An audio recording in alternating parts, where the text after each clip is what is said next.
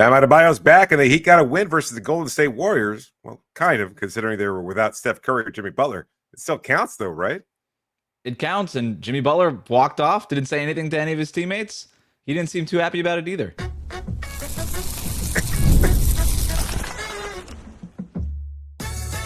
You are Locked On Heat, your daily Miami Heat podcast, part of the Locked On Podcast Network, your team every day. All right, welcome to Locked On Heat, your daily podcast on the Miami Heat, part of the Locked On Podcast Network, now the #1 sports podcast network. Whether you're tuning in on YouTube or on your favorite podcast app, thanks so much for making Locked On Heat your first listen every day. Join the Cookie Gang, become an everydayer. That means subscribing and listening every day, Monday to Friday. Today's episode is brought to you by FanDuel. Right now, new customers can bet just $5, and if your bet wins, you'll get $300 in bonus bets to use across the app. Head to FanDuel.com to get started. I'm Wes Goldberg, host of Locked On NBA Daily and Real GM Radio. I'm here with David Ramil. Both of us are credentialed Heat media members who cover this team every day. We have a lot to get to today. We got credit cookies to hand out. We'll even get to a potential rotation change that Erik Spoelstra hinted at in his post-game press conference here in a second. But David, full disclosure right off the top here, we already recorded this episode. And really because of our technical difficulties with the software stream service that we use, could not download the file. We recorded it from Kaseya Center an hour after the buzzer last night. You and I departed the arena, and I found that the file just didn't work. It was corrupted for whatever reason, so we said, all right, I guess we'll just re-record this thing in the morning. But we've had a chance to sleep on the game a little bit here. We've seen Jimmy Butler walking off the court without talking to any of his former Heat teammates. We saw that Bam Adebayo in his post-game show, or in the post-game locker room, was wearing a hat that gave reference to joy, which obviously was the key word that Jimmy Butler used on his way out of Miami. It said "Joy Dealer" was the hat that Bam was wearing in his first game back. So, an organization, a charitable organization. So is that what it is? Maybe, yeah. And I think Bam's been working with that organization, but I haven't seen him wear that hat before. It's still a slight jab, let's say. Maybe it wasn't all that we're kind of reading into it, but clearly trying to send a message there. So I'm reading all of it. I'm reading all of it into it. That is 100% directed at Jimmy Butler. Congrats to the charitable organization and all the off-the-court stuff that Bam is doing. It's great, and I love it. I never seen him wear that hat before in the many, many years that we've been covering the Heat. He has never worn that hat before, and he just picks this game in particular to wear it. That's something. They can deny it all they want. Yeah. So look, before the game, let's backtrack way back. I'm sitting with Tobin before the game, and we're sitting courtside while guys are going around their shoot around. I think Davion Mitchell was shooting at that point, and we get the news that Jimmy Butler is not going to play. It was supposed to be his second game back in Miami since the trade. Everybody was talking about it before the game, whether or not he's going to play or not. The Warriors played in Orlando on Tuesday night. Jimmy played 38 minutes in that game. Steph played 30-plus minutes. Draymond played 30-plus minutes. Steph apparently tweaked an ankle in that game on Tuesday, so he was ruled out pretty much right away on Wednesday morning. And then Jimmy was more considered a game-time decision, and so was Draymond. Draymond was eventually ruled out with an illness, and then Jimmy Butler was ruled out right before tip-off as well. And I'm sitting there with Tobin, and I'm saying, this is the exact kind of game that would have made me nervous last year. Yeah. Because that team just tended to play every game close, regardless of who the opponent was and what the injury situation would have been. But this Warriors team has a lot of guys out, and I feel a little bit better about this team. That said, David, that game was a little bit closer than you wanted. They won by 14, but it's hard to feel good about that win, considering how close it was for most of it. It was a challenge, probably much more of a challenge that it should have been, because they were facing backups, and they started off so well, held Golden State without a field goal for several minutes, and then closed really well behind Norm Powell and a phenomenal fourth quarter performance. But in between, there were some rough moments where they were basically just a few points ahead or allowed Golden State to get up by a couple points. And it felt like they were really challenged by that group of backups that was out there for the Warriors. And at least they took care of business. But to your point, it was a a lot more of a white knuckler than it should have been for a Miami team, but they got the W, and I guess that's all that really matters. But I still think that there are concerns in terms of what they allowed defensively and how their offense was kind of challenged by Golden State, specifically through the use of the zone defense, kind of forcing them into tough shots, not seeing the free-flowing offense that we saw for most of the first few weeks of the season. And so it was a little bit of it was a difficult win, but a win nonetheless. Yeah, everything's relative, right? They got the win. They ended up winning by double digits. It's hard to know exactly, or it's hard to be that critical of it, right? And look, I even took this note during the game. I'm like, is this going to be one of those kind of big three type of wins where you play with your food for 3 quarters and then you just win by double digits in the fourth quarter? And that's exactly what happened. And Norm Powell gets all of the credit for that. 17 points in the fourth quarter for Norm Powell. I'm sure he'll be the recipient of credit cookies here in a second, David. But the point that you made about the zone defense and kind of slowing the game down, it's a couple of games now against the Knicks and now the Warriors where that Heat offense has gotten stuck in the mud for longer than comfortable stretches of the game. Yep. And there was a stretch in this one where, Miami takes a 16-point lead. They're up 20-4. A lot of that was due to your point, bad Warriors shooting, good defense on the Heat also. But I think Jimmy not playing, there was also a little bit of an energy letdown. Right? There's a little bit of a Ewing theory thing happening maybe where the Warriors kind of had a little bit more energy than you anticipated, and the Heat kind of looking at a depleted Warriors team kind of said, you know what? We could probably cruise to this win. And then they found out they probably couldn't.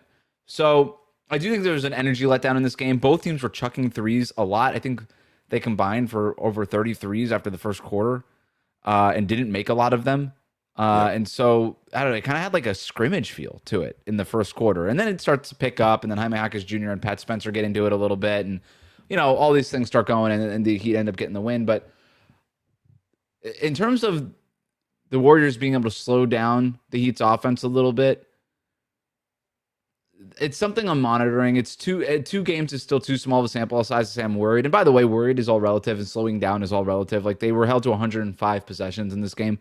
That would have ranked second in the league in pace behind the Heat, who are number 1 in the league in pace at slightly more than 106 possessions per 48 minutes. So it's not like they were back down to like 90s style Miami Heat basketball. But, right. I think that the guys at the end of the game said first half, the shot selection was a lot worse. And in the second half, we kind of figure it out. And I do think that the zone is starting to give them a little bit of trouble in terms of the shot selection. Yeah, no doubt. I think they all kind of acknowledge the fact that they didn't play the way that they wanted to. But to your point, they also acknowledged the decision making, the psychological component of this, where they weren't making the best choices and they weren't taking care of the ball to the same degree that they were in the second half, taking some bad shots that they may have regretted and led to some clunky looking offense at times. But you know what? They still figured out a way to win. They still understood what was necessary, and I think the emotional component that you hinted at also is a big one too. Is you're looking forward to playing Steph Curry, arguably still one of the top players in the world, Jimmy Butler, Draymond Green, always an emotional force to have to contend with, and then all of a sudden you're having to deal with Quentin Post and right here's Guy Santos. Yeah, it's hard to get fired up about that to the same level. So it's not a disrespect to those guys; they're NBA players and they're good players, and they all had their moments throughout the course of the game. But from the Miami side of things, it's like, you know what? Maybe we're not as engaged emotionally as we would have been. We don't have anything to prove to this group of Warriors because we really don't have any kind of emotional attachment to that. And so they wound up getting into a trap where, again, that might have contributed to that psychological issue of, you know what, maybe we can take these bad shots. Yeah, you get baited into a false sense of security, right? You just they're playing possum, and you're like, oh, we got nothing to worry about here, and then all of a sudden you got something to worry about. True, yeah. You and I talked about going into the game whether or not the Jimmy Butler thing was a story. And we even polled our listeners, and it was pretty split. Like, no, it's not a story anymore. He's gone. Who cares? And the organization, the Heat organization, was downplaying it going into it. I'll just say, and we were both there at the arena last night, the only thing anybody was talking about before the game was whether or not Jimmy Butler was going to play. And maybe it's less of a story if we just know in the morning that he's either in or he's out. The fact that it was a little bit of a question, kind of a 50-50 thing. Yeah. And everybody from Jimmy Butler's side of things, by the way, I was checking in, they were adamant that it was a game time decision. And I was still pretty dubious that it was ever a game time decision, but they weren't They were holding the company line, it felt like to me. But Jimmy played 38 minutes against Orlando, had a really nice night. Back soreness or whatever it was, ends up not playing in that game. But it was a story. It was a story before the game. And then after the game, there's that video circulating on social media now, David, about him. He doesn't go to center court. Steph is there talking with Bam. Wiggins is talking to a lot of his former teammates. Spent a lot of time with Gary Payton II. Jimmy just walked right off. Never talked to any of his former Heat teammates. It's so contrived. It's one of the more unfortunate aspects of Jimmy. Like I love his attitude about most things, and I'm a big fan of the dry humor and even some of the more showy aspects. Emo Jimmy is still a fond memory for all of us, but at the same time, like I understand that you're trying to prove to everybody how much you've moved on, but you can't. It just feels like there's a wrongness to it to just say, nope, those 6 years never happened. I don't know what you're talking about. I don't have any friendships there. There were no relationships on that end. And I think, we've talked about this before in terms of how the Jimmy Butler and the Heat will eventually heal the relationship, because I'm sure it'll happen. In retirement, I think so. And in retirement, I think he'll have a change of heart and be like, you know what? I did have good times there. I did have good memories. I did get paid a lot of money, whatever you want to look at it from, whatever lens you want to view it through. And I think he'll realize those were good memories. And I think the organization will have gotten past whatever, silly behavioral issues they had to put up with. He's got to be the one to extend the olive branch at this point. He will. He has to be and I kind of like, what's he supposed to say to Bam? What's he supposed to say to Spo? Hey, yeah, that was weird. That time I made everybody's life miserable and completely tanked the season all by myself. Good times. Like, I remember that win against Milwaukee. I would have been very surprised had he walked to center court and been like, hey, Bam, and then acted. That would have almost been more contrived.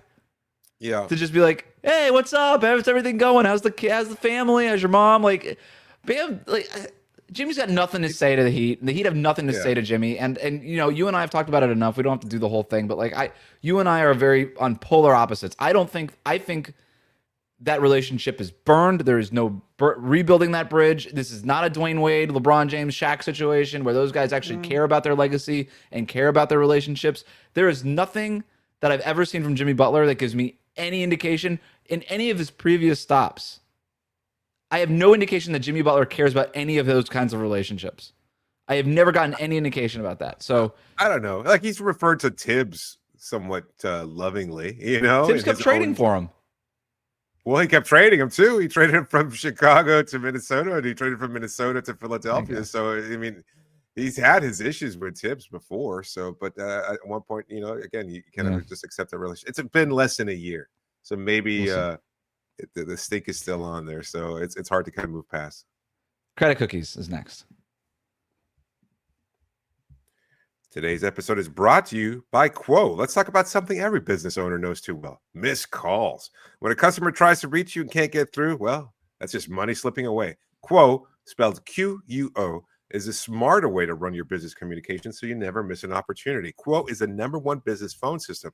It's built for 2025, not 1995. It's simple, modern, and designed to help you communicate faster, look more professional, and stay connected wherever you're working. You'll love that Quo works right from an app on your phone or computer. No extra devices, no clunky landlines, just the access you want right away. And your whole team can share one number and collaborate on calls and texts like a shared inbox, which means customers get help faster. Wait till you try their AI. It's a game changer. It logs your calls and writes summaries and even sets up follow-ups automatically and makes things so much easier and streamlined and makes small businesses feel like big businesses and big businesses feel efficient. So no wonder over 90,000 businesses are already using Quo. Try Quo for free at quo.com/LockedNBA. That's QUO.com/LockedNBA. And yes, you can even keep your existing number. Quo, no missed calls, no missed customers. Today's episode is also brought to you by Rougiette. Let's be real. Making excuses doesn't solve anything. We've all heard them before. It's just stress. I'm tired. Or it happens to everyone sometimes. But when it comes to performance, sometimes your body just needs a little extra support, and that's where Rougiette comes in. Rougiette.com offers fast-acting, doctor-prescribed treatments for ED designed to help you stop making excuses and start making moves. Rougiette makes it easy to get started. You just connect with a doctor, and it's 100% online. No awkward waiting rooms, no in-person appointments. And if prescribed, your treatment ships directly and discreetly straight to your door. Process is fast, simple, and private, and again, handled by real doctors. It's about giving you the confidence and the connection that you need to get back to the moments that really matter. So visit Rugiet.com. That's RUGIET.com/LockedOnNBA to get 15% off your first order. That's RUGIET.com/LockedOnNBA.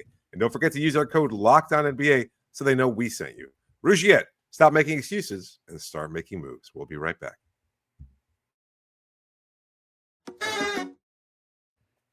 Thanks for making Locked On Heat your first listen of the day. Thank you for making Locked On the #1 sports podcast network. It's another Miami Heat win, which means it's time to hand out our credit cookies. David, we got 10 cookies to give out. Who you got?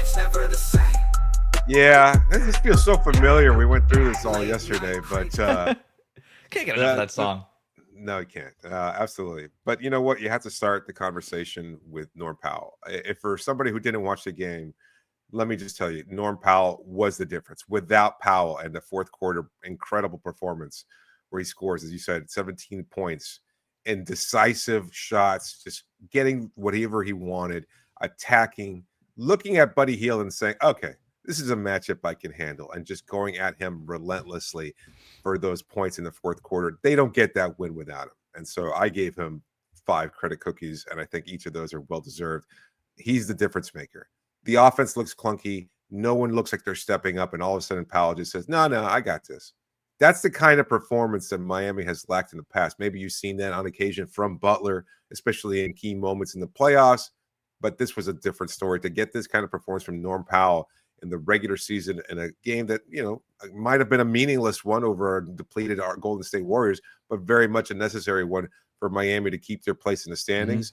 Powell deserves as much credit as possible for us, and that's why he gets 5 credit cookies. Good win, right? I mean, we were sort of poo-pooing it earlier, but it keeps them in the top 6 in the East, and that's important in terms of where they are. Yeah, he scored 9 points against Quentin Post in this game. He had 5 points against Buddy Hield. He went a combined 6 for 7 attacking those guys. If you add Moses Moody to the mix, it was another 5 points when he was matched up against Moody, and quick math, 8 for 9 against Post, Hield, and Moody combined. Those guys couldn't stop points. In other words. Yeah. So, I mean, the game, your 5 points felt like the minimum. I was wondering how many you were going to give Norm Powell, understanding that we have to give out cookies to other players. It makes sense. You couldn't give him less than 5. And that's half of our cookies. And I think he's 50% responsible for this Heat win at minimum. It was a close game. So the Heat were up by 14 earlier, or 16 earlier in the game. Warriors battle back, and then it's kind of close. Second quarter, third quarter, it's close. The Warriors actually end up taking a lead at one point, and then it's kind of going back and forth. Norm Powell checks into the game with about 7.5 minutes left in the fourth quarter and goes on a 9-0 spurt by himself in just over 2 minutes. And we didn't know it at the time because there's still about 5 minutes left in the game. But that was it. That was the game. The game was over right there at that point. Miami's lead only just built from that point on, and it was all because of what Norm Powell did. So very deserving of those 5 cookies. A tremendous amount of success attacking on the second side. Those quick decisions that we're always talking about with Norm Powell. Didn't matter who was in front of him. The Warriors just didn't have an answer for him. Who's next? I've got 2 credit cookies to Drew Smith. I think we debated this in last night's episode too, though. Just 1 of 5 from the floor, 0 of 2, from 3-point range. Even missed a couple of free throws. But it felt like his minutes were very impactful. Just forcing turnovers, creating chaos, doing things to challenge everybody. Even whether it was, trying to hold off posts in the low post, or, trying to challenge anybody that was coming through, using his length and his quickness to try and force a turnover. Those minutes were really impactful in terms of what I saw. He was able to kind of help Miami tread water for very large stretches during the game. So I gave him 2 credit cookies. I think it was well-deserved. Finished with just a +1 during his 24 minutes. So I'm a little surprised at that. But I thought he was really more impactful than almost any other player out on the floor, aside from Powell closing the game out in the fourth quarter. Yeah, the plus-minus is a little misleading because Miami's bench was so outscored by Golden State's bench in the first half of that game. That's when the Warriors climbed back into it. But it wasn't because of Drew Smith. It kind of felt like it was everybody else. And it almost felt like it could have been worse if not for Drew Smith. For sure. And so he does get some credit for that. Erik Spoelstra was effusive about, with his praise of Drew Smith after the game, and so that really caught. I remember, sitting there with you, and it kind of caught our attention. How effusive Norm Spo said was, it too. Yeah, and the players, yeah. He was. They experimented with a little bit of like this extended zone press and just a general full court press in this game, and Drew Smith was the head of that snake there. So I think it's deserving. You mentioned it before. We debated it in the first version of this episode. I think he's deserving of 1, considering where else we're going with this. But if you really think it's 2, I'm not going to fight you too hard on it. Who's next? I got 2 for Andrew Wiggins as well. Finished 7 of 16 from the floor, plus 25 out there and during his minutes. 17 points in total, 6 rebounds, 1 assist, 2 steals, 1 block. Talk about just impact all across the board. Just 1 turnover too. So it was an effective, efficient game and an impactful one. And so I think he necessarily had anything to prove against his former teammates. Maybe that was a little extra factor, but just kind of shows you the two-way player that Andrew is and what he was capable of. And again, the minutes, his impact was mostly during those quarters when Miami was kind of struggling to find themselves, and it just most often led to a Wiggins shot. So maybe the impact, it felt kind of, I know this is a dated reference, kind of Eddie Jones-ish, in that there were quiet 17 points. Yeah. You look up and you go, wow, 70 points. I didn't realize he was that good, because they were just during those stretches of the game where Miami was battling all the time. But hell, somebody needed to score, and that's where Wiggins came up. Yep. We kind of tend to remember Powell because of the fourth quarter barrage. We remember Drew for forcing turnovers in key moments. Wiggins was the one kind of steadily carrying the ship for the most of the game. Scored, I think, 7 of Miami's first 9 or 10 points or something like that. First bucket of the game was Wiggins running pick and roll with Bam Adebayo, which I thought was interesting. So offensively, he's right there. He's like a middle reliever, right? If Norm Powell was your Mariano Rivera closer, yep, Wiggins is that middle, and he's always been that. That's been his value. If there's a knock on Wiggins, right, it's that he doesn't really step up in the biggest moments. He's not like this number one pick, kind of apex predator type of guy in the fourth quarters. But you don't win without. But there's a bottom of the ledger production with him. You just look up and you're like, you know what? In a close game, we needed all of those points. Like those points mattered, and they got us to the point where somebody like Powell or on his previous teams like Steph or somebody else could take over, right? And so that stuff is important. It's still all those points still go to the same scoreboard. Defensively, I thought he was everywhere defensively in this game. He spent a lot of time on Moody, on Spencer, on Santos, on Pods, on Hield. He was just kind of their Swiss Army knife defensively, where they didn't really like Davion Mitchell. Also was really good defensively in this game, but he was mostly on the ball handlers. I thought Wiggins was just covering so much ground everywhere else, so he's deserving of these cookies. Last one. I love the middle reliever comparison, because I said at the beginning of the season we talked about projections, and I thought he might be like their floor raiser, and that's exactly what it is. Like he keeps you in the game just enough so that you can find a way to win, and it's up to guys like Powell and everybody else to kind of step up in those closing. We have one more here. Yeah, Bam Adebayo. Quick. Yeah, Bam Adebayo gets one last cookie in his first game back. Did finish with 20 points, 7 of 13 from the floor, 3 of 4 from three-point range. Those were huge shots. Definitely feeling it. He's just so much more increasingly comfortable from that three-point shot. 7 rebounds, 3 assists, 2 blocks, 1 steal, just 1 turnover. Great game from him. Probably deserves more credit cookies, but I feel like we've kind of just gotten accustomed, or maybe at least I have. This is the kind of game that you expect from Bam, a quiet game in some ways, but also very impactful. And my takeaway out looking at Bam is, and we talked about this yesterday, he's a three-point shooter, and it just looks like it's a part of his repertoire that not only are they designing plays for, but that is a regular asset for him and a part of his repertoire. Played just a hair under 29 minutes in this game, so there's still a little bit of a minutes restriction with him, even though the Heat won't ever call it that. But Spo did sort of allude to the fact that the training staff didn't really want him over 30 minutes in this one, so he'll get better. I thought he's deserving of the cookie here. And you know what, Dave? After sleeping on it, I fought you on it. I thought it should have been 2 cookies for Bam, 1 for Drew Smith. I think you're right. 2 for Drew Smith, 1 for Bam. I think we got better games for Bam coming ahead, and they're going to need it. It was a fine game for Bam, but it seems like he needed to get his wind a little bit still in this one, and you expect bigger things from him. But the three-point shot, to your point, seems for real. Looking forward to that continuing here. But Erik Spoelstra did hint at a potential rotation change. We're going to talk about that next. Today's episode is brought to you by SKIMS. When SKIMS announced that they were making underwear for men, well, the reaction made perfect sense. People have been talking about SKIMS Comfort for years. Most guys, though, they just kind of stick to whatever they've been buying since college. The same fits, the same waistbands that roll, and a whole lot of settling. But Skims Men has changed all that. One upgrade, and it's obvious why everyone's been talking. Once you try Skims, you'll get the hype immediately. They're designed to feel good, to fit right, and to actually stay put. No slipping, no sagging, no adjusting, just genuinely great underwear that makes you feel confident and comfortable. Look, we're in Miami. It's hot, it's humid. You know, you're going to a meeting, you're going around town, you're working out. All that leads to discomfort, but not with Skims. It just makes you feel like you're not wearing anything at all. That's the benefit of underwear like Skims. Whatever style you get, it's all about the fit and fabric. It's soft, it's supportive, and it's comfortable all day. Whatever your lifestyle, Skims adjusts so that you don't have to. It just makes perfect sense, and it's all about comfort.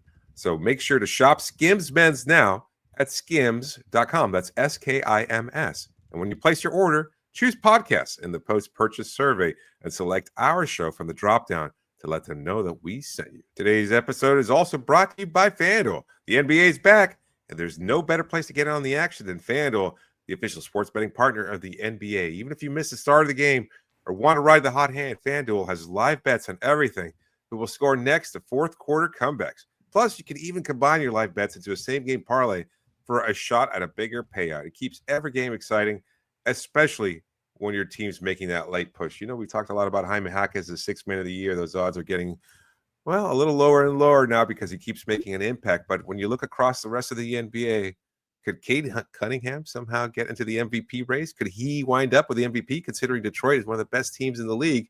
That might be something that could garner a lot of attention. Now is the time to get in on that action so that you'll never know how it might pay out at the end of the season. And right now, FanDuel is giving new customers $300 in bonus bets when your first $5 bet wins. So head to FanDuel.com, sign up, and play your game with FanDuel, the official sports betting partner of the NBA. We'll be right back.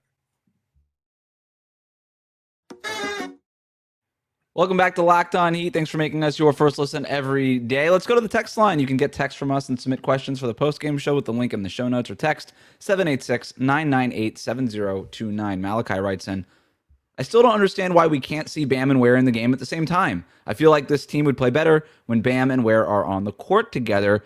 David, it was the third quarter when the Warriors were making that comeback there, and they're crushing Miami on the offensive glass. This still remains an issue. 22nd chance points for the Warriors in this game. That's why they were able to hang in there, even with the undersized kind of team that they have. But they have Trace Jackson-Davis, Quentin Post, who isn't a physical player, but he's tall. And you know, Bam in his first game back, I thought wasn't awesome. He wasn't his usual rebounding self. I thought he was in this game. Kel'el was really good and impactful off the bench, but that was really it. And so they still struggled on that offensive glass, and it's starting to become an issue. And they're in the middle of that third quarter, and they're in the middle of that. The Warriors are in the middle of that comeback, and I couldn't help but think, can we see Bam and Ware together at all? Yep. And we didn't see it. They did. He ended up winning the game, obviously. But then Erik Spoelstra said after the game that he actually had thought about putting Bam and Ware in at the same time. Went out of his way to praise Kel'el Ware, first of all, and then mentioned after that, went out of his way also to mention that he considered putting Bam and Ware out there at the same time, ultimately decided against it. He thought that maybe it would have played too much into the Warriors' strengths. Hard to debate that he was wrong on that because they obviously won the game by 14 points, but there's still a pocket of that game where it felt like they could have used both of them on the court at the same time just to try to clean up the boards. Yeah, no doubt. I like that Spo did go out of his way. He specifically pointed to the fact that it's not easy for a player who's been starting and excelling. And Spo was clear about that he's been playing really, really good. And that all of a sudden to adjust from that starting role where he was thriving to being reduced back to a bench role, maybe not reduced. I think that stigma has to be done away with, to be honest with you. But he's not starting. He's still getting playing time. He's just coming off the bench. A little harder for him to develop a rhythm. He wasn't great offensively, but in terms of at least being the aggressive rebounder that he should be, that was certainly on display against Golden State. So good on Spo for him to point that out, because I think that matters a lot to a player like Ware that's still young, still developing. To the point regarding why he didn't play them, we should also mention Nikola Jovic out due to injury, so he wasn't available. Don't know if that was a factor or not, but it probably seems like it would be. But I don't know. I don't know that I can necessarily agree with Spo's reasoning. Again, like you said, they did win the game, so it's kind of hard to pick nits at that point. But you're looking at the rebounding edge. You're looking at Golden State dominating, despite the fact that they're playing small and not particularly physically. You gave up 8 rebounds to Pat Spencer. That's not good. That's not good. You want to try to create a little advantage for your team, and one of the ways to do that is have your 2 bigs out there, both of whom are good rebounders. And I think it might have helped Miami, but again, hard to make the point that it wasn't the right decision. Spo's mentioned it before, though. It's all about creating an advantage based on your strengths, not necessarily playing to your team. So I'm not sure exactly what the rationale was. Maybe somebody in the coaching staff said, no, keep it the way it is. It's working. I'm not sure exactly, but I hope that we see the lineup more of in the future, because I think it works. Like, even for small stretches, you want to be able to get them out there, especially, again, if Ware's rebounding the way he is. That means that he's holding down the restricted area, and that allows Bam to do what he's been doing, which is thriving from three-point range. So why not put both of those things out there and create an obvious advantage for your team? That's the part I'm surprised by. Not necessarily that they're not starting together. I understand what the Heat are doing right now with their starting lineup, going a little bit smaller, help with Wiggins ostensibly at the 4. It helps them push the pace a little bit. So hard to debate the results right now. It's been working. But to not see Bam and Ware together at all, that's the part that has surprised me. Now, you have a game against Chicago on Friday, Philadelphia that will be with or without Joel Embiid on Sunday, and then it's Dallas Monday, and then Milwaukee on Wednesday. We'll see what ends up happening with their lineups, but it does feel like there's going to be spots where Miami can play big. And Erik Spoelstra is saying that at the end of the game. At least we know he's considering it and it's on the menu. And that's the part that I'm taking away from this. Now, Bam being on a slight minutes restriction, Nico not being out there, that was probably some kind of factor in maybe not wanting to pull the trigger ultimately on Bam and Ware being out there together. Because if you put Bam and Ware out there together and you don't have Nico as that third reserve big, and you don't, and Bam is on a minutes restriction, there could be minutes where they're both out there, but then you could end up very quickly where you have none of them out there, and then you're really vulnerable. And so maybe it was too complicated in the moment to figure it out. But now if Nico comes back, which we expect him to be back, and then you've got Bam, who will get healthier and kind of come off this minutes restriction here, maybe that'll be an option for them going forward. The other thing I found myself thinking in the third quarter while the Warriors are making that run, and Pat Spencer is doing his thing, he's kind of going back and forth with Jaime, and he just seems to be doing everything for the Warriors. I have not seen a player that looks like Pat Spencer in the NBA. And I'm watching him do all this stuff on the court, and I'm like, he's got number 61 as a jersey number. It's a weird number. He does not look like an NBA player. If I just ran into him in a cafe somewhere and we got into a conversation and I asked what he did for a living and he told me I play in the NBA and I actually get minutes, I would never believe him if I didn't watch the NBA. I would never believe. He does not look like an NBA player. So it got me thinking, what does Pat Spencer look like? So I did a little bit of a look-alike game, David. Nice. I can't wait to hear it. Pat Spencer looks like he makes a mean smoked old-fashioned. Yes. Pat Spencer looks like the guy in charge of telling ghost stories by the fire. Yeah, I don't know. Even when we talked about it yesterday, I'm not sure I trust him around the kids, to be honest with you. Not with that hair. It's a little too mustache for me. Yeah, a little too much mustache for the kids. That's for sure. Pat Spencer looks like he says all lives matter. Yes, that I buy. Anywhere, no, unprompted, regardless of the situation, he just wants everybody to know that he's for everyone. Just reminds people. Pat Spencer looks like he names his truck and that she's the only one that won't let him down. Of course. That's it's been part of the family for years. The women come and go, but that truck is always there. What those mud flaps have seen. Pat Spencer looks like he listens to the whole Joe Rogan podcast the day it comes out. Yes, absolutely. Pat Spencer looks like he collects World War II memorabilia, including an uncomfortable amount from the German side. Pat Spencer looks like he owns a cornhole set. Ooh. Pat Spencer looks like he has a keychain bottle opener and is always too eager to use it. Yeah. We talked about this. What beer of choice? I don't know. There's so many. I said Schlitz last night, but he's, he's also not. Schlitz? I don't know. Do they have bottles of Schlitz? That's a great question. That's a good question. Yeah, I'm not sure. In college, my roommate brought to a party that we met at bottles of PBR, and it was the first and last time I'd ever seen that. I was like, "Where did you find this?" Well, Pat Spencer's garage, bro. Pat Spencer looks like he has bottles of PBR. Boys. Let me tell you a ghost story. Pat Spencer looks like he has a dog named Rufus. Ooh. Pat Spencer looks like he doesn't work at Home Depot, but he'll tell you exactly where something is at Home Depot. Yes, definitely strong vibes there. Pat Spencer looks like he'll cry a single tear during the national anthem. Great country. He loves it. It's like right before the Super Bowl, and he's like not in this. He's not playing in the Super Bowl. He's like on his couch. And yeah, he stands up at the living room. Pat Spencer looks like he stands up in his living room for the national anthem. Yeah, no doubt. Pat Spencer looks like a volunteer firefighter. Yeah, he's committed, but not too committed. You know, he's got lots of things to do over at Home Depot. Pat Spencer looks like my dad's a lawyer. Ooh, well, he was a pretty decent lacrosse player. I'm sure his dad probably helped him out sometimes. Pat Spencer looks like he turns back into a wolf during a full moon.